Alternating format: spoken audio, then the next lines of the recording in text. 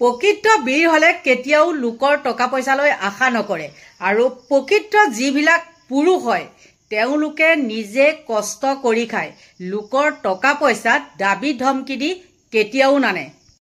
সকলোকে নমস্কাৰ জনাইছো আৰু আৰম্ভ কৰিছো আন দিনৰ দৰে অন্য এটি নতুন ভিডিঅ' আৰু আজি আপোনালোকৰ মাজলৈ এনেকুৱা এজন প্ৰকৃত পুৰুষ বা প্ৰকৃত বীৰ লাচিত সেনাৰ এজন নেতাক মই লৈ আহিছো আপোনালোকৰ ওচৰত চিনাকি কৰাই দিবলৈ আপোনালোকে সকলোৱে জানে মই বীৰ লাচিত সেনাক বেয়া পাওঁ বেয়া পোৱা মূল কাৰণটোৱে হ'ল হিহত হ'ল দালাল হিহত হ'ল ঠকবাজি হিহত হ'ল চান্দাজীবী আৰু মানুহক ব্লেকমেলিং কৰাত নাম্বাৰ 1 গতিকে লোকৰ পৰা দাবী ধমকি দি খোৱা পাৰ্টি এটাক মই কেতিয়াও সাপোৰ্ট নকৰো এতিয়া আহো ভিডিঅ'টোৰ মূল ভাগলৈ আপোনালোকৰ নিশ্চয় জানিবলৈ মন গৈছে সেই নেতাজননো কোন আৰু প্ৰথমতে মই সেই নেতাজনক বহুত বহুত ধন্যবাদ জনাইছো আৰু লগতে তেওঁ উজ্জ্বল ভৱিষ্যত কামনা কৰিছো কাৰণ তেওঁ হল প্ৰকৃত আহোমৰ পুৰুষ আহোম মানুহে তেওঁক জন্ম দিয়া হয় তেওঁ কোনো মানে কি বুলি কম কোনো জাতিৰ মানে অস্তিত্ব নথকা তেনেকুৱা মানুহে তেওঁক জন্ম দিয়া নাই তেওঁক জন্ম দিছে এহাল সুযোগ্য মাক দেউতাকে গতিকে তেওঁ লৰাও তেনেকুৱা সুযোগ্যই কেনেকুৱা কি মই তেওঁৰ হেৰিটো মই নাজানো বয়সৰ কথাটো নাজানো হয়তো আমাতকে সৰু হ'ব পাৰে যিয়ে নহওক মই তেওঁক আপুনি বুলিয়ে সম্বোধন জনাইছো এতিয়া আহো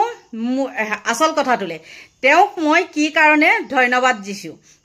এতিয়া আহিছো মই সেই বীৰ নেতাজনৰ নামটো ক'বলৈ তেওঁৰ নামটো হ'ল প্ৰকাশ বৰুৱা আৰু তেওঁ এজন নেতা বীৰ লাচিত সেনাৰ আৰু মই ইয়াৰ আগতে ক'লোৱে তেওঁক মানে যোন মাক দেউতাকে জন্ম দিছিলে সঁচাকৈ তেওঁলোকলৈও মোৰ ফালৰ পৰা বহুত বহুত শ্ৰদ্ধা নিবেদিলো দেই আজিৰ দিনত তেনেকুৱা সঁচা কথা কোৱা মানুহ নাই আৰু সেইটো কাৰণে তেওঁ মানে বিৰোধী দলৰ হলেও মানে বিৰোধী সংগঠনৰ হলেও তেওঁ কথাত মই একমত মানে এনেকুৱা আছে কিছুমান কয় নহয় মানে এটা দুটা মানুহৰ কাৰণে গোটেই দল সংগঠনৰ বদনাম হয় ঠিক তেনেকুৱা কিন্তু সেই মানুহজন মই কৈছোৱে মুটকে সৰু হ'ব পাৰে সেই মানুহজনৰ প্ৰতি মানে তেওঁ যিটো সৎ সাহসেৰে কথাখিনি কৈছে সেইটো কাৰণে মানুহজনৰ ভিডিঅ'টো আপোনালোকৰ মাজলৈ আগনবহুৱাকৈ বা সেই মানুহজনক মানে মই ধন্যবাদ নিদিয়াকৈ থাকিব নোৱাৰিলো আৰু তেওঁ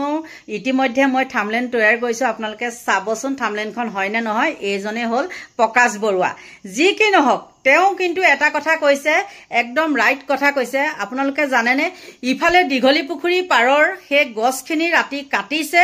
আৰু মানে হেৰিলে 10টা 11টা মানলৈ কি কৈছে আজাদ চৌধুৰী ঘৰটো ভাঙি দিছে মানে এটু কেছ তলপৰক হয় না নহয়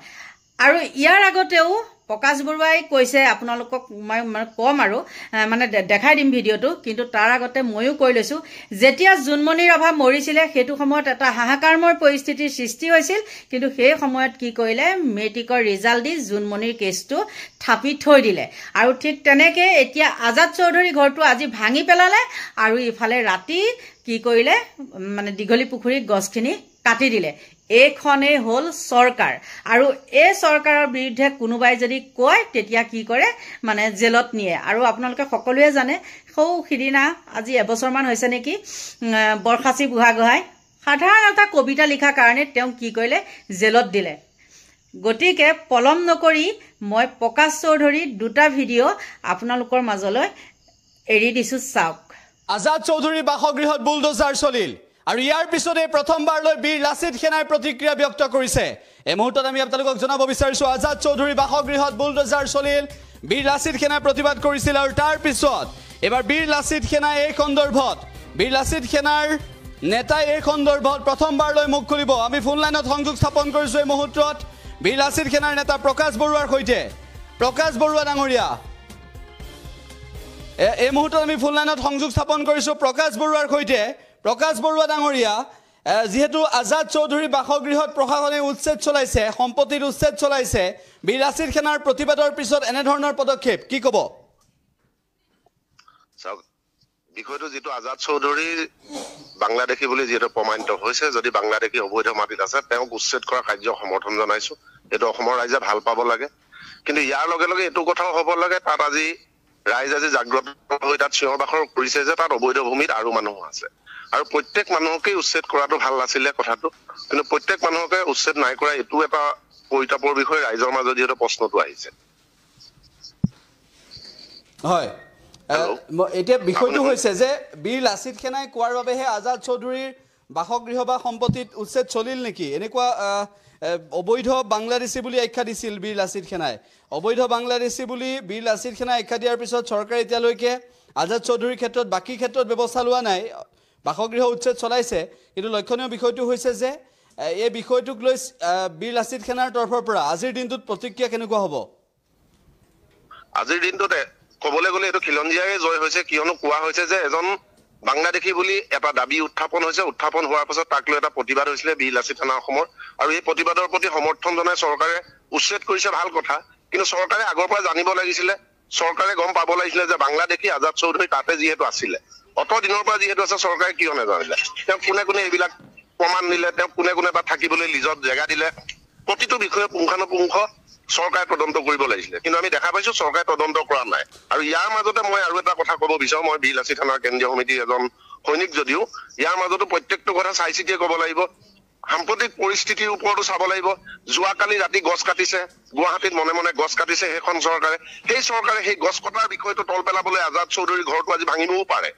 এটা সন্দেহ আহি পৰিছে আজাদ চৌধুৰীৰ ঘৰটো ভাঙিবও পাৰে ঠিক তেনেদৰে অকল আজাদ চৌধুৰীৰ ঘৰটো যি ধৰণে ভাঙিছে তেনেদৰে মালিগাঁৱতো বহুত অবৈধ আছে অবৈধ বাংলাদেশী মালিগাঁৱত যিমান আছে ৰেলৱে কলনীত তাৰ প্ৰতি কিন্তু চৰকাৰে কোনো চকু দিয়া নাই আমি দেখা পোৱা নাই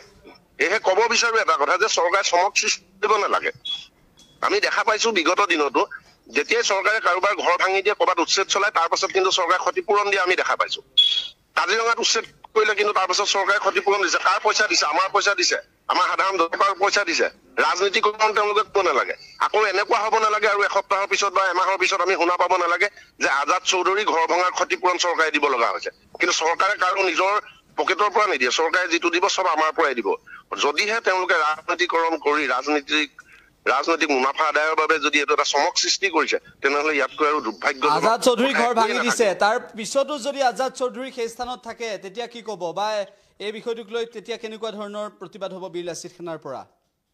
চাওক বীৰ লাচিত সেনা অসমৰ পৰা কেনেকুৱা ধৰণৰ প্ৰতিবাদ হ'ব এই কথাটো মই আপোনাক স্পষ্টভাৱে জনাব নোৱাৰিম কিয়নো আমাৰ কেন্দ্ৰীয় নেতৃত্বই এই বিষয়টো তেওঁলোকে জনাব কেনেকুৱা ধৰণৰ প্ৰতিবাদ হ'ব কিন্তু আজাদ চৌধুৰী যদিহে তেওঁ যিহেতু ঘৰটো ইতিমধ্যে ভাঙি দিলে চৰকাৰে ভাঙি দিয়াৰ মূলত হৈছে তেওঁ অবৈধ মানুহ আৰু অবৈধ তেওঁ বেদখল কৰিছে বেদখল অকল আজাদ চৌধুৰীৰ ঘৰতে নহয় প্ৰত্যেকটো ঘৰ তাৰ লগত আশে পাশে যিখিনি আছিলে ৰাইজে চিঞৰিছে ৰাইজে কোৱা শুনিছো যে এজনৰ যে ভাঙিছে আৰু কিয় নাভাঙে বিশেষ এটা সম্প্ৰদায়ক যদি লক্ষ্য কৰি যদি হিমন্ত বিশ্ব শৰ্মা চৰকাৰে এইটো কাম কৰিছে অতি ঘৃণনীয় আৰু লজ্জাজনক কথা হ'ব অসমবাসীৰ বাবে আৰু গোটেই সামগ্ৰিক পৰিস্থিতিটো এটা বেয়া হ'ব ঠিক তেনেকুৱা ধৰণৰ কৰিব নালাগে ৰাজনীতিকৰণ কৰিব নালাগে যদি কৰিব বিচাৰিছে সততাৰে কৰক সৎভাৱে কৰক আমি সেইটোৱে কামনা কৰো কিন্তু ক্ষতিপূৰণ পুনৰ যেন আকৌ আমাৰ পইচাই যেন তেওঁলোকে ক্ষতিপূৰণ দিব লগা নহয় দুদিনৰ পিছত সংস্থাপন দিব লগা নহয় মাটি দিব লগা নহয় তেনেকুৱা পৰিৱেশ নহওক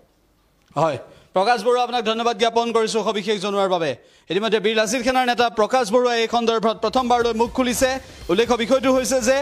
আজাদ চৌধুৰীৰ বাসগৃহত উচ্ছেদ চলোৱাৰ পিছত আজি বীৰ লাচিত সেনাৰ তৰফৰ পৰা প্ৰথমটো প্ৰতিক্ৰিয়া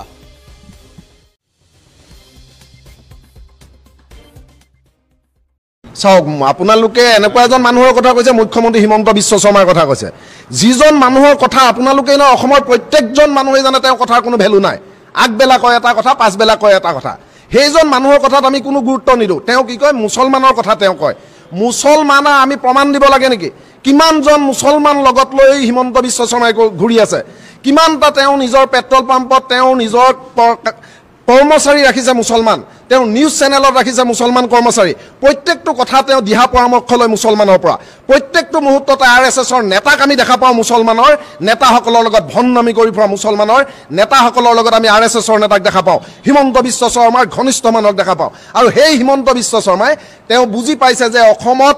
তেওঁ বৰ্তমান হিন্দু মুছলমানৰ ৰাজনীতি নকৰিলে তেওঁ গত্যন্তৰ নাই উন্নয়নৰ ফোপোলা স্বৰূপ ইতিমধ্যে ওলাই গ'ল বানপানী সমস্যা সমাধান কৰিব নোৱাৰিলে অসমত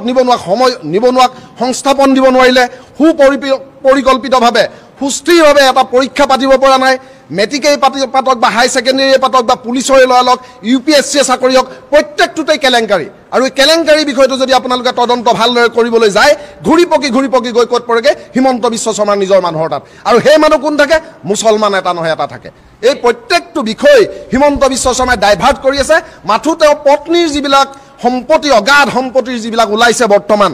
তথ্য তথ্য উন্মোচন হৈছে তেওঁ ক'ত কেৰালালৈকে তেওঁ ক'ত কিমান কি লৈছে তাই সেই তথ্যবিলাক লুকুৱাবৰ বাবে তেওঁ আবুল তাবুল বকিছে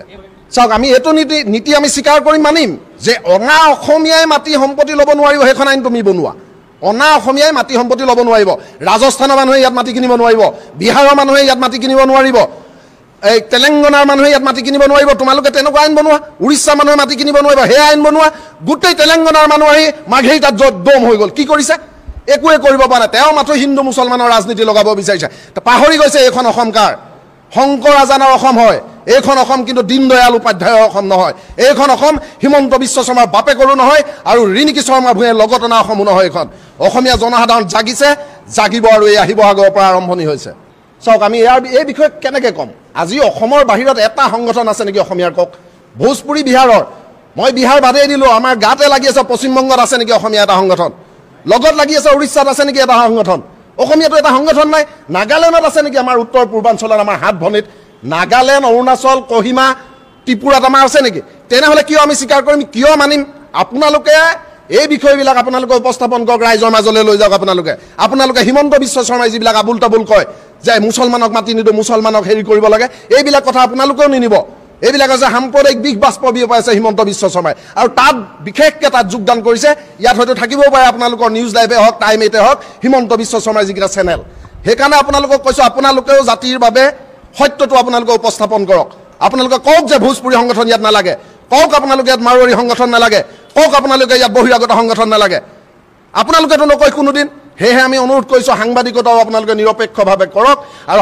সাংবাদিকক গণতন্ত্ৰৰ যে চতুৰ্থ স্তম্ভ তাক সন্মান কৰিবৰ বাবে আপোনালোকে আমাক এই সুবিধা দিয়ক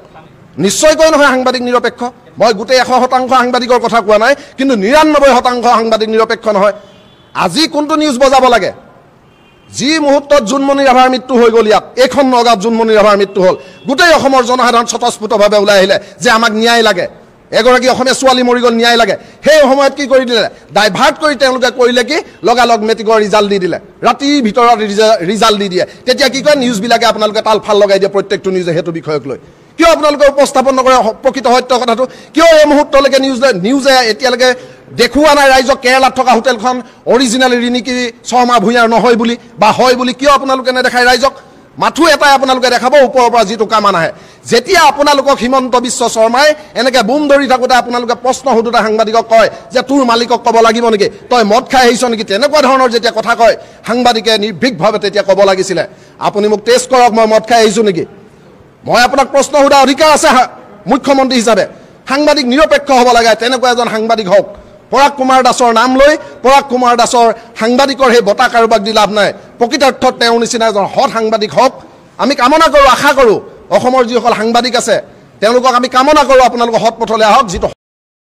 নিশ্চয় আপোনালোকে দেখিলে দেখাৰ পিছত আপোনালোকে নিজে কওক তেওঁ প্ৰকৃত বীৰ হয়নে নহয় তেওঁ সমানভাৱে বিচাৰ কৰিছে কথাটো